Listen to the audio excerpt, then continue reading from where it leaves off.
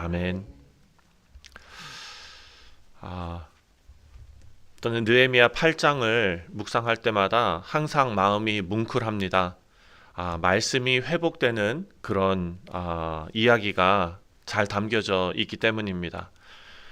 이스라엘 공동체가 무너졌는데 그 공동체가 어떻게 말씀 중심의 공동체로서 다시 일어서게 되었는지, 그 장면이, 회복되는 장면이 지금 기록되어져 있습니다.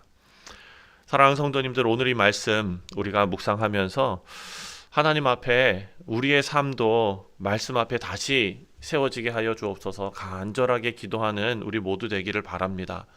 1절부터 6절까지의 말씀을 보면은요, 말씀을 갈망하는 마음에 우리의 시선이 가게 됩니다. 성경은 지금 이 이스라엘 공동체 전체가 스스로 수문학 광장 앞에 모여서 누가 시킨 것도 아닙니다. 1절 말씀을 보니까 8장 1절에 율법책을 가져와 달라라고 요청을 합니다. 이스라엘 자손이 자기들의 성읍에 거주하였더니 7째 달에 이르러 모든 백성이 일제히 수문 앞 광장에 모여 학사 에스라에게 여호와께서 이스라엘에게 명령하신 모세의 율법책을 가져오기를 청하매. 자, 누가 시킨 것이 아니고 지금 학사 에스라가 어떤 집회를 조직한 것도 아닙니다. 부흥회가 있으니까 다 오라고 광고한 것도 아닙니다. 백성들이 스스로 그 앞에 다 모였습니다. 그리고 말씀을 낭독하고 해석해 주는 것입니다. 뭐 신나는 찬송을 부르고 뭐 화려한 어떤 쇼를 하고 이런 게 아닙니다. 옛날에는 사경회라는 말을 많이 했습니다. 제가 어렸을 때도 사경회를 하면은 항상 저희 부모님께서 저를 데리고 가서 앉아 있는데, 그 조그만 애가 거기 앉아 있으면서 2시간 넘게 설교가 진행되고 하는데 그 참 힘들지요. 예. 그런데도 그냥 꾸역꾸역 앉아 있는 거예요. 하나님의 말씀만, 설교 말씀만 2시간, 3시간 진행되는 경우도 있습니다. 이 사경회입니다. 사경회. 지금 오늘 본문 말씀을 보니까 3절에 아침부터, 새벽부터 정오까지라고 말합니다. 수문학 광장에 새벽부터 정오까지 남자나 여자나 알아들을 만한 모든 사람 앞에서 읽음에 뭇 백성이 그 율법책에 귀를 기울였다라고 말합니다. 새벽부터 정오까지 6시간입니다.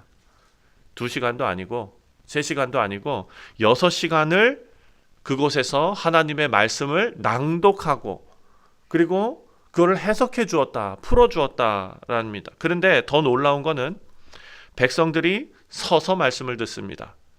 말씀이 길다고 불평하지도 않습니다. 그리고 그 말씀을 대충 듣지도 않습니다. 말씀을 듣기 위해서 내 육체도 내 마음도 자세를 고추 세우고 있었던 것입니다. 에스라가 책을 펼칠 때에 5절 말씀을 읽어보면 에스라가 모든 백성 위에 서서 그들 목전에 책을 펴니 책을 펼 때에 모든 백성이 일어서니라. 하나님의 말씀을 6시간 동안 읽는데 그 율법책을 펼치면 사람들이 다 일어났다라는 것입니다. 그리고 말씀이 선포되자 사람들이 아멘, 아멘 하면서 6절 말씀을 보니까 얼굴을 땅에 대고 하나님 앞에 경배합니다. 말씀 앞에서 이스라엘 백성들이 자발적인 예배자가 되었다라는 것입니다. 저는 느헤미야 8장 말씀을 너무나 좋아하고 이 말씀을 읽을 때마다 뭉클하고 또 눈물이 날 때가 참 많습니다. 왜냐하면 이거는 저의 개인적인 간증이 담겨져 있는 그런 말씀이기 때문입니다. 오늘 이 말씀을 보면 이스라엘 백성들 앞에서 느헤미야가 학자 에스라가 지금 하나님의 말씀을 대언하는 그 하나님의 선지자가 그 앞에 섰는데 앞에다가 뭘 세워놨냐면 나무 강단을 세워놓고 그 앞에서 말씀을 지금 증거하고 있는 것입니다. 그런데 여러분 파나마라는 나라를 아십니까? 네, 거긴 운하가 있죠. 지금 북미하고 그 남미를 이어주는 그런 길이 있는데 많은 난민들이 그 남미에서부터 미국으로 막 이렇게 올라오는 아시죠? 예, 그런 일이 있을 때 항상 반드시 건너가야 하는 지역이 있습니다. 바로 파나마 맨 남쪽에 다리엔 정글 밀림 지역입니다. 거기가 너무너무 위험해요. 악어도 있고 피라냐도 있고 그 밀림 정글이라서 위험한 것도 있지만 거기에는 갱단 무슨 뭐 이런 것들이 너무너무 위험한 지역입니다. 근데 그곳에서 평생 그 선교 사역을 하시는 분이 계시는데 제가 이전 섬기던 교회에서 선교팀을 인솔해서 그 지역을 갔어요. 거기 갈 때 사실 교회에서는 여러 번 이렇게 그 선교지를 갔던 것 같아요. 근데 거길 다녀오신 목회자들이나 혹은 성도님들이 거기는 너무 고생스럽다고 그래서 그쪽 선교는 진짜 야 여기는 정말 너무 셉니다 이렇게 이야기를 했어요. 저보고 거길 가라고 해가지고 마음이 좀 무거웠는데 선교팀을 데리고 어떻게 또 그냥 그런 마음으로 갈 수가 있습니까? 기도하면서 갔어요. 고생스럽긴 하더라고요. 거기 도착을 했는데 뭐 모기며 그 강가에 그냥 너무너무 힘들고 그리고 선교 센터가 이렇게 잘 뭐 이렇게 돼 있는 게 아니라 거기는 또 이제 그 강이 이렇게 강을 배를 타고 지나가야 되기 때문에 왔다 갔다가 쉽지가 않으니까 한 번 가면은 거기에서 그냥 그들과 함께 이렇게 자고 좀 이런 지역이에요. 이 선교사님 부부가 사역을 하시는데 죄송합니다. 오늘은 조금 좀 길게 할게요. 예, 사역을 하시는데 배를 타고 일주일 올라가가지고 한 지역에서 복음 증거하시고 그리고 또 배를 타고 또 올라가서 또 증거하시고 이런 데예요. 근데 그 정글이라는 데가 안에 악어도 살고 피라냐도 살고 뭐 아나콘다도 있고 이러니까 너무너무 위험해요. 그리고 또 위험한 게 반란군들이 있으니까 또 위험해요. 그래서 이 선교사님이 막 올라갔다가 밤에 거기다 불을 피우고서 이렇게 이제 그 밤을 지내고 다음 날 올라가야 되는데 갑자기 다다다다당 소리가 나면서 그냥 차가 헤드라이트를 켜고 막 오는 거예요. 그러니까 사람들이 혼비백산해가지고 도망가는데 그게 무엇이냐면은 이 미국 사람들을 잡아서 이제 그 인질로 삼아서 그 돈을 요구하는 이 잡히면은 거의 죽는다고 보는 거예요. 이 선교사님은 거의 40년 선교하신 분이기 때문에 내용을 잘 알죠. 그래서 이제 불을 끄고 사모님 그 저기 선교사님을 배에다가 태우고 본인이 배에 타가지고 배 시동을 걸어야 되는데 키를 놓친 거예요. 저쪽에서는 사람들이 막 오고 있고 총소리가 들리고 그래서 어떻게 할 수가 없어가지고 구명조끼를 사모님을 입혀가지고 그 강에다 던지고 본인도 구명조끼를 입고 뛰어들었어요. 그래서 강물을 따라 내려가는 거예요. 하나님 살려주세요. 근데 그 강물엔 뭐가 있습니까? 악어 있고 피라냐도 있고 뱀도 있고 이런 상황이에요. 그렇게 한참을 떠내려가다가 동이 틀 때쯤 돼가지고 이제 숲속에 숨어 있다가 이렇게 나왔는데 그 사람들이 다 떠나고 그래가지고 배 있는 곳으로 다시 가가지고 보니까 키가 배 안에 구석에 이렇게 떨어져 있는 거예요. 그래서 거기서 다시 해서 올라가시고 그 선교지에 제가 갔어요. 근데 가게 된 이유가 뭐냐면은 거기에 피나가노라는 지역이 있는데 거기에 이제 피나가노 베다니 교회 해가지고 교회를 건축을 한 거예요. 그 건축을 하는 그 상황에서 이제 헌당 예배를 드려야 되는데 그래도 후원했던 교회에서 좀 오셔가지고 말씀을 좀 전해주셨으면 좋겠다. 근데 담임 목사님은 바쁘시고 지금 그래가지고 제가 이제 거길 간 거예요. 그래서 말씀을 들고 거기에 올라가서 이제 말씀을 전하려고 지금 에스라처럼 나무로 된 강대상이 앞에 이렇게 있더라고요. 근데 그 전날 비가 많이 왔어요. 저는 아무런 생각 없이 그냥 이렇게 들어갔는데 선교사님이 울컥하시면서 저한테 얘기를 하시더라고요. 뭐라 그러냐면은 목사님 저 앞에 보이는 나무 강대상이 사실 어저께 밤에 이 비로 길이 끊겨가지고 이거를 다른 데서 제작해갖고 갖고 올 수 있을 만한 상황이 아니었습니다. 그래서 어제 밤에 저녁 때 이 사람들이 이 나무 강대상을 짊어지고 산을 넘어서 밤새 올라와가지고 그 앞에다가 강대상을 세워놓고, 그래서 거기서 말씀을 증거하게 돼.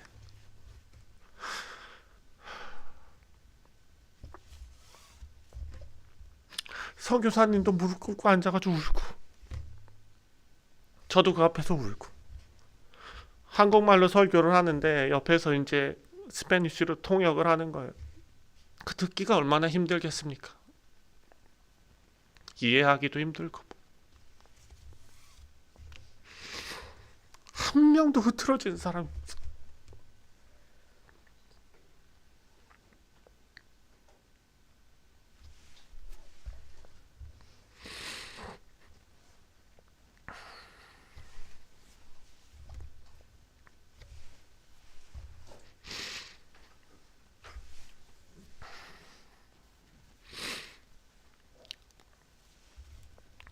이 8장 말씀을 읽을 때마다 저는 그때 생각이 나고요.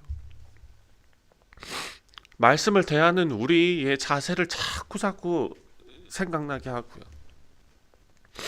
이들이 육체적으로나 마음적으로나 하나님 말씀 앞에 고추 세웠다라는 것이 자꾸 생각이 됩니다.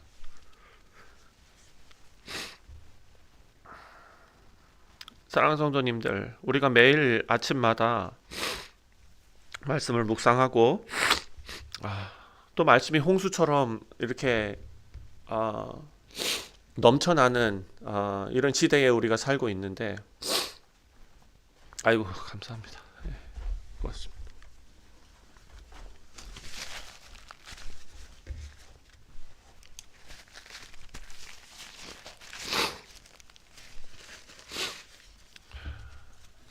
말씀을 전하는 자의 자세도 너무너무 중요하죠. 그런 성도님들이 앉아가지고 눈을 똘망똘망하게 뜨고서 앉아서 말씀을 기대하며 앉아 있는데, 어떻게 허투루 말씀을 준비하고 어떻게 허투루 또 말씀을 전하겠습니까? 그거는 목회자와 말씀을 전하는 자와 하나님과의 관계에서 이루어져야 되는 일이고, 말씀을 전하는 자가 하나님께서 세우신 자라고 생각을 한다면, 그리고 하나님께서 그 일을 맡기셨다면 말씀을 듣는 자의 자세도 바뀌어야 된다라는 것입니다. 사람의 말을 듣는 것이 아니기 때문입니다. 우리가 음식점에 가면 맛없는 음식이 나오면 이 집 왜 이래 하면서 불평할 수 있습니다. 누구도 뭐라고 안 합니다. 근데 집에서 어머니가 손맛이 맛이 있건 맛이 없건 정성을 다해서 자녀들을 생각하면서 음식을 냈을 때 이거 왜 이래 하면은 아버지한테 혼납니다.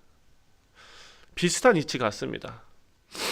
우리를 하나로 묶어주시고 말씀을 전하는 자와 또 듣는 자로 하나님께서 삼으시고, 또 그 일 가운데 성령께서 조명하시고, 아무리 전하는 자의 능력이 부족하지만 그건 인간적인 능력이고, 그 능력은 살아 역사하시는 것은 인간이 아무리 미사오구를 사용하고 아무리 말을 잘하고 아무리 준비를 잘하고 그래도 성령께서 역사하셔야 되는 것 아닙니까? 우리가 1절부터 6절까지의 말씀을 읽으면서 전하는 자의 자세, 듣는 자의 자세를 다시 한번 생각하는 오늘 되시기를 바랍니다. 두 번째로 7절부터 12절까지의 말씀을 보면 솔직히 우리가 말씀을 읽어도 잘 모를 때가 많지요. 느헤미야 시대도 마찬가지였던 것 같습니다. 그래서 레위 사람들이 백성들 사이에 서서 율법을 해석하며 그 뜻을 분명히 깨닫게 했다라고 기록하고 있습니다. 7절과 8절 내용입니다. 말씀이 들릴 뿐만 아니라 이해되기 시작했다라는 것입니다. 이것은 성령님의 영역입니다. 그리고 놀라운 일이 일어납니다. 백성들이 깨닫자마자 9절 말씀을 보니까 백성이 율법의 말씀을 듣고 다 우는지라. 총독 느헤미야와 제사장 겸 학사 에스라와 백성을 가르치는 레위 사람들이 모든 백성에게 이르기를 오늘 너희 하나님 여호와의 성일이니 슬퍼하지 말며 울지 말라 하고, 말씀이 깨달아지니까 말씀 앞에 죄가 보이기 시작합니다. 말씀이 깨달아지니까 하나님 은혜가 느껴집니다. 잊혀졌던 약속이 다 떠오릅니다. 사랑하는 성도님들, 말씀은 우리를 정죄만 하지 않습니다. 영혼을 깨우는 책입니다. 말씀이 들리지 않는 시대에 눈물로 메말라 버립니다. 마음이 돌같이 식습니다. 하지만 말씀이 비춰지면 우리는 다시 깨어납니다. 10절 말씀을 보니까 10절에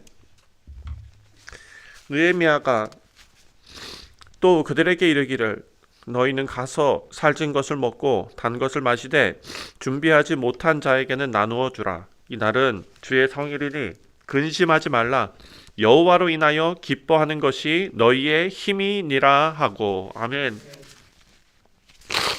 여호와를 위해서 기뻐하는 것이 너희의 힘이다.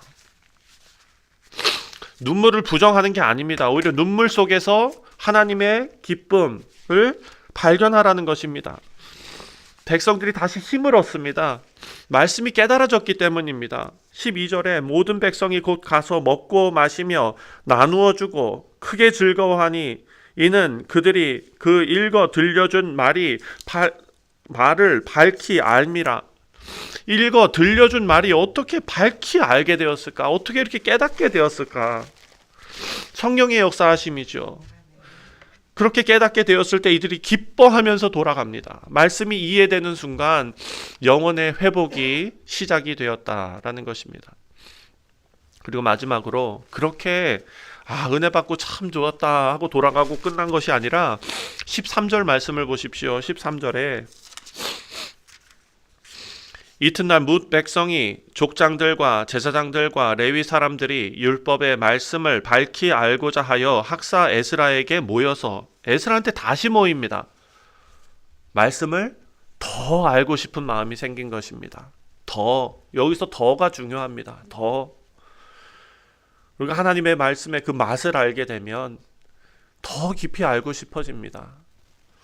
하나님과의 관계와 하나님과의 교제가 얼마나 소중하고 아름다운 것인지가 깨달아지면 하나님과 더 교제하고 싶은 것입니다. 그리고 나서 그 율법을 읽던 중에 하나님께서 명령하셨던 것이 이들에게 깨달아집니다. 14절과 15절을 보니까 초막절이 무엇인지 이들이 이제 다시 깨닫게 된 거예요. 그래서 16절부터 17절을 보니까 하나님께서 명하신 대로 절기를 지킵니다. 예배 드릴 때 우리 원로 목사님께서 계속 강조하시는 거 있잖아요. 네. 하나님께서 하라고 하신 대로 예배 드려야 된다. 마찬가지입니다. 하나님께서 명하신 대로 절기를 지키는 것입니다. 자기가 생각하기에 좋고 화려한 대로 지키는 것이 아니라 나뭇가지를 모아서 초막을 짓습니다. 이 초막절은 이스라엘이 광야에서 하나님 보호 아래 살았다라는 것을 기념하는 것 아닙니까? 그 초막에 앉아서 듬성듬성 만들어 놓은 그 틈새로 하늘의 별을 바라보았을 때 우리는 집이 아니라 하나님 손으로 살았다라는 것을 다 깨닫게 해주는 것 아닙니까?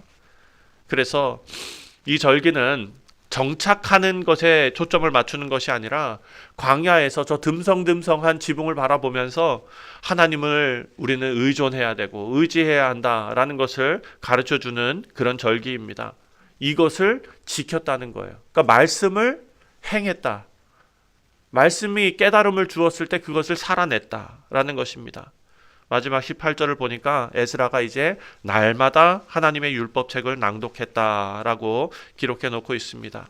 이제 회복된 공동체는 날마다 하나님의 말씀을 낭독했다라는 것은 한 달 정도 그냥 살다가 한 달에 한 번 정도 사경회하고 회복받고 좀 영적으로 이렇게 좀 뜨거워지고 그리고 또 한 달을 살아가고 이게 아니라 말씀을 중심에 두고 매일 말씀으로 살았다라는 것을 알려주고 있는 것입니다. 우리 사랑하는 성도님들, 오늘 이 아침에 이 8장 말씀을 통해서 우리는 성벽이 완성된 다음에 무너진 영혼을 하나님께서 어떻게 세우셨는가를 살펴보았습니다. 오늘 이 새벽에 우리가 함께 하나님 말씀 앞에 우리 다시 세워주옵소서, 이런 기도가 있기를 바랍니다. 그리고 하나님께서 그 말씀이 회복된 우리 모두에게 소망의 기쁨을 주시고 또 우리가 말씀대로 살아갈 수 있는 그런 용기와 그런 열망도 하나님께서 허락해 주실 줄 믿습니다. 기도하겠습니다. 하나님 아버지, 성벽이 다 세워진 후에도 하나님께서는 말씀을 통해 백성을 다시 세우셨습니다. 하나님, 우리도 마찬가지입니다. 구원받은 주의 백성들, 가정들을 신앙으로 잘 세워놓고 있습니다. 하지만 아버지, 그것으로 끝나는 것이 아니라 그 아름다운 가정들 위에, 하나님께서 그렇게 사랑하시는 그 가정들 위에 오늘도 하나님의 말씀으로 우리 모두의 영혼을 일으켜 주옵소서. 말씀을 듣는 귀를 주시고 말씀을 깨닫는 마음을 주시고 또 그 말씀에 순종하는 힘을 하나님께서 허락하여 주옵소서. 감사드리오며 예수님의 이름으로 기도하옵나이다. 아멘. 하늘에 계신